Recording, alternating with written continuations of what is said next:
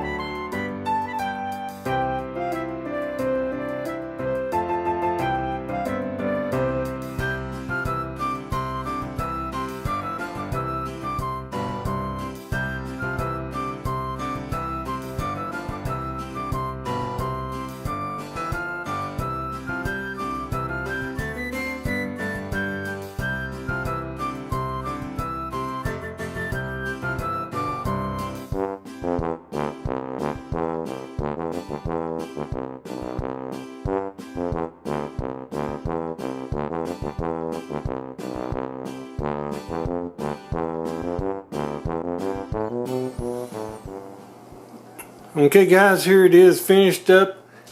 You can see I added like some snow on his antlers and everything. I put a little scarf around him, and he's got a little toy penguin down here, which is Santa Claus. Well, I think it turned out pretty good. Now remember click on the link in the description if you want to make this yourself.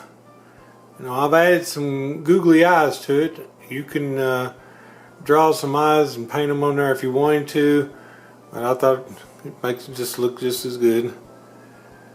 But this is simple to make.